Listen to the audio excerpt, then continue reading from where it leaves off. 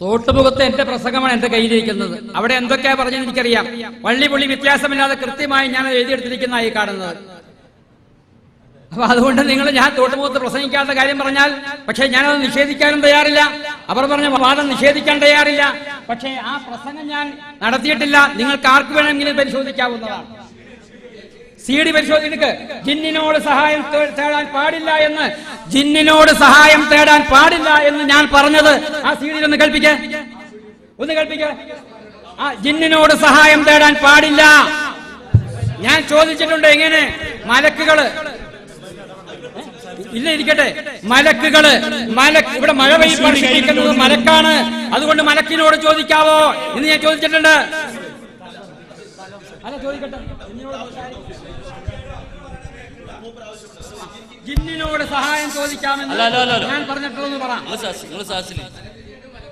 ഇവിടെ ജിന്നിനോട് ചോദിക്കുന്നതിനെ കുറിച്ച് പറഞ്ഞതിനെ കുറിച്ച് ലബദാരിമി തന്നെ പരിശോധിക്കാൻ അനുമതി നൽകിയിരിക്കുന്നു. അതിന്റെ അടിസ്ഥാനത്തിലാണ് ഇനി സദസ്സോ സ്റ്റേജിലുള്ള മറ്റുള്ളവരോ അല്ല ഈ വിഷയത്തിൽ ഇടപെടേണ്ടത്.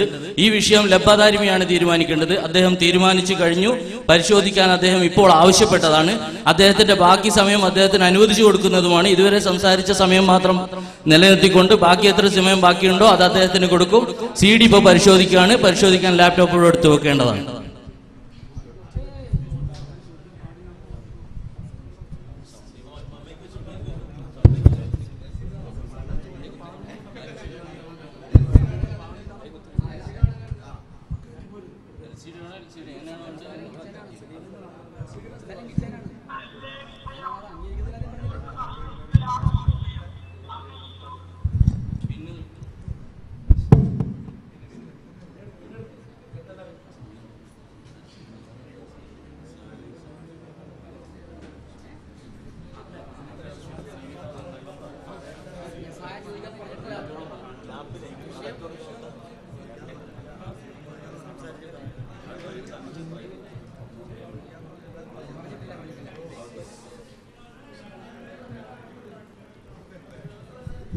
സദസ്സ് നിശബ്ദമാവുക.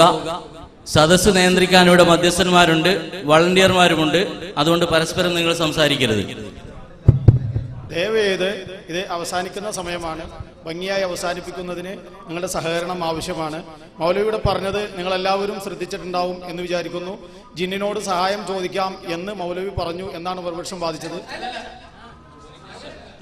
ജിന്നിനോട് സഹായം ചോദിക്കാം എന്ന് മൗലവി ആ പ്രസംഗത്തിൽ പറഞ്ഞിട്ടില്ല എന്നാണ് മൗലവി പറഞ്ഞത്.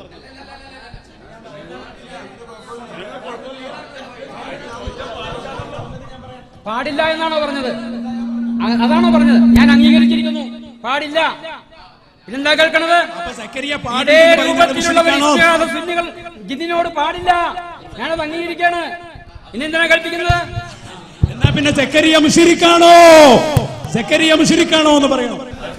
അല്ലല്ല, ഇതൊക്കെ സാധാരണ സമയങ്ങളിൽ അവസാന സമയമാകുമ്പോഴുണ്ടാകാവുന്ന ഒരു പ്രയാസമാണ്. അതിവിടെ നടന്നുകൊണ്ടിരിക്കുന്നത്. അപ്പൊ ഇവിടെ പിന്നെ എല്ലാവരും ഒന്ന് അടങ്ങിയിരിക്കണം. കാരണം ഇത് സ്വാഭാവികമാണ്. ഇത്തരം പ്രതിസന്ധി ഉണ്ടാകുമ്പോൾ പ്രകോപനം ഉണ്ടാക്കുന്ന ഒരു രീതി ആരുടെ ഭാഗത്തു നിന്നാണെങ്കിലും ശരിയല്ല. ഏതായിരുന്നാലും മൗലവിയുടെ വാദം ജിന്നുകളോട് സഹായം ചോദിക്കാൻ പാടില്ല എന്നുള്ളതാണ്. അതുകൊണ്ട് തുടർന്ന് അദ്ദേഹത്തിനോട് 5 മിനിറ്റ് സംസാരിച്ച് അവസാനിപ്പിക്കുന്നതിനുള്ള ഇവിടെ സമാപനത്തിലേക്ക് അടുത്തുകൊണ്ടിരിക്കുകയാണ് പരിപാടി. ലബദാരിമിക്ക് പറഞ്ഞ കാര്യങ്ങളെ കുറിച്ച് ഇപ്പോൾ സംശയം വന്നിരിക്കുകയാണ്. അതിന്റെ അടിസ്ഥാനത്തിലാണ് അദ്ദേഹം അങ്ങനെ ഒരു വിഷയം ഇവിടെ പറഞ്ഞു പോയത്. അദ്ദേഹം തന്നെ അത് തിരുത്തിയിരിക്കുന്നു. പരിപാടിയുടെ അവസാനമാവുമ്പോൾ സുഹൃത്ത് പറഞ്ഞതുപോലെ ഉണ്ടാവുന്ന വിഭ്രമത്തിന്റെ ഒരു ഭാഗമെന്നേ ഇത്തരം വിഷയങ്ങളെ നമ്മൾ പരസ്പരം മനസ്സിലാക്കേണ്ടതുള്ളൂ. അദ്ദേഹത്തിന് ബാക്കിയുള്ള 4 മിനിറ്റ് നേരം അദ്ദേഹം പ്രസംഗിക്കുന്നതാണ്. അതിന്